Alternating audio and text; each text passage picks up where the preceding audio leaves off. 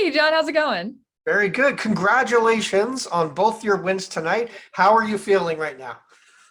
I feel like $800,000 richer. Feels real good being in this position right now. Now you were talking to Julie and you talked about what you're going to do with the money, and you said some shopping, and my wife said hell yeah. Um, what other thoughts do you have for the money in your life?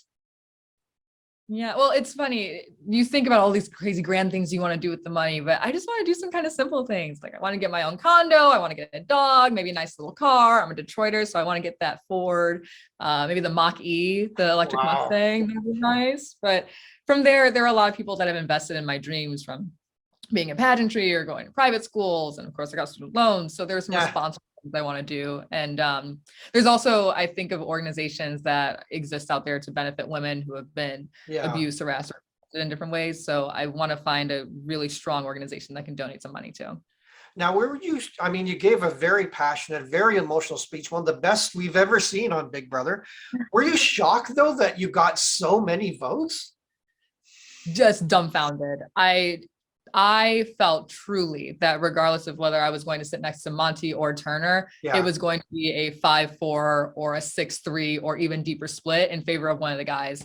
They just have stronger resumes than I did. And I Right. thought that people on this jury, I thought that for the integrity of the game and my perspective as someone who's new to the franchise, I just thought that people were going to look at those resumes and look at big moves that were made and Right. decide that that was more valuable than my experience here. And the last thing I wanted to do was give a speech that would make people feel like they were guilted into voting for me. But Right. I think I found the right balance in that speech of just Yeah. speaking honestly about my experience here. And it resonated clearly. It sounds asinine to me, but it's a lucky number. Now, as we all saw, you had a pretty rocky start to the game. What do you think happened? I mean, you recovered and all that kind of stuff, but why do you think things were so hard at the beginning? You got the reactions that you did. Yeah, you tell me. I don't know.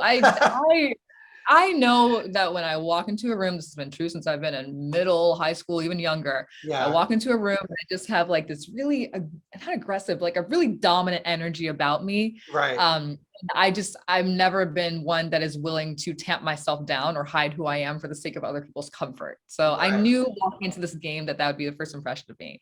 But also throughout my entire life, all it takes is one conversation and people warm up to me like that. So when Right. it happened in the house, I was very confused. And because I was painted as this cold, icy, bitchy girl, it was very easy to believe rumors about me that I would use someone's mental health against them, that would use someone's sick mother against them, that it would Yeah. be all things that I just am not. So, it was very rocky. It was very difficult, especially knowing that I just competed with 50 other women at Miss USA. I think that it would be so easy for me to connect with people, but it is what it is. And to come out on the other end and have earned the respect of the other house guests and apparently a lot of Americans feels real Well, good. that's what I said. You had this bumpy start, but every single bump you handled with a lot of grace, a lot of dignity. And I was wondering where that approach comes from, and what you were thinking at the time, because I'm sure there's a lot of others who probably wouldn't have been so polite, patient, or even understanding about, some of the things you were roundly accused of. Yeah, I think just personally, I never want to be a person that harms other people. So Right. if someone is going to come to me and say that I have harmed them in any capacity, Yeah. I'm going to take it seriously. That's just who I am. And Right. yes, I think sometimes there's some fluff that you have to dig through, but if someone feels hurt, it's for a reason. So having a conversation with them, sitting down and getting to the core of it and owning the thing that you did that could make someone feel impacted in the way that they are, I Yeah. think that's at least the first step you can take to growing and learning in the future. And that was what got me to the end of this game. I would not have gotten to the end of this game if I started yelling at people a la Daniel. I would not have gotten to Yeah. the end of this game if I started writing people off. This is just as much a social game as it is a competitive game. And I was able to redeem myself socially. Now, talking about patience and understanding, I mean, had the whole situation with Kyle in the house, and that affected many people there. Going back to Brittany and Michael's revelation about the whole thing, just stepping back, I'm sure you've had a lot of time to consider all the different angles and weigh it in your mind. Do you think it was strategy, or do you think it was, a bit of, wanting to bring this to the attention of the house? What do you think was at play there? Yeah, I hope I'm wrong about this, but there are a lot of people that do think it was strategy. I Yeah. think that when you have an accusation that is that heavy, and when you don't feel that has been an active part of the game, you Mhm. do everything you can to analyze the severity of it. And until you have something to confirm and double confirm where it is, that Yeah. is when you bring it forward. I think the timing was unfortunate, and it did look like it was a game move. My only qualm is that I should not have been left on the block next to Kyle that week. If Yeah. you are going to take ownership for and responsibility for holding back information that could have benefited people, if you were going to say someone is doing something racist, you don't leave a Black person who is being attacked, being a victim of that racism, Yeah. next to the person who was doing the attacking. So I do wish that Michael would have used the veto on me instead of Brittany.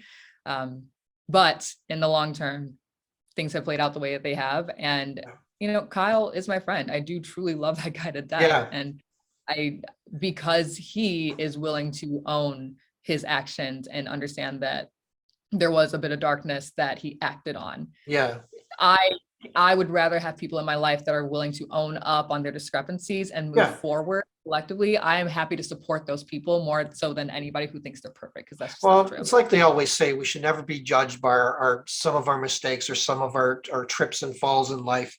Now that you've come out on the other side of things and you've gone through all this, you must feel a sense of vindication somewhat. Yes. The weight off my chest. Well, actually, no, there is a new weight and it's $800,000 heavier, but I'm not upset about that one. So I feel vindicated. It feels amazing knowing that America had my back Yeah. in the moments. There were so many moments where it felt like I was alone in Yeah. that bed under the covers with my sunglasses and my lays on, or in the hammock with my sunglasses and my lays. It felt like that was all I had. But to know that it's not just a moment of vindication in the eyes of America, it's a moment of vindication for the people who were harming me for a Yeah. majority of the time.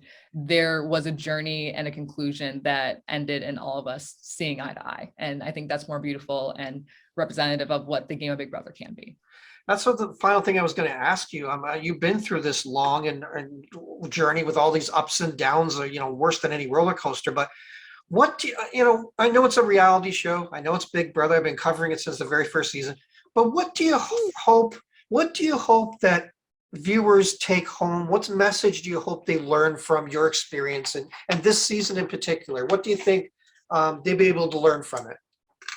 Yeah. Well, there's obviously the easy part of saying like persistence is key. You'll never give up on yourself. And there is that lesson. Yeah. But I think there's also the lesson of understanding that people aren't just the people that they are. Yeah. And put these people in a space.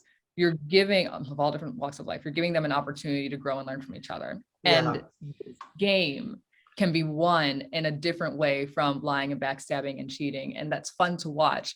But when you have someone who has gone through adversity because of the other people in the house, it's still possible to get up and persevere in the game by playing a social game of redemption. That is possible here. I want players to know that you don't have to win just by being a comp beast. I respect it, Michael. I respect it. Glad Monty voted him out, but there are other ways to win the game. I don't want people to victimize themselves or go through what I went through, but I want them to be smart enough to see that there are multiple ways that you can get to the end and win. Well, Taylor, thanks for taking the time to talk to us this evening. It was wonderful to watch you all season. It was wonderful to watch your story play out. And, wherever life takes you, all the best. And perhaps maybe your Big Brother story isn't over quite just yet. You never know. Never know. Maybe I'll pop over to my friends in the north. It's not too far away from me. There's an idea.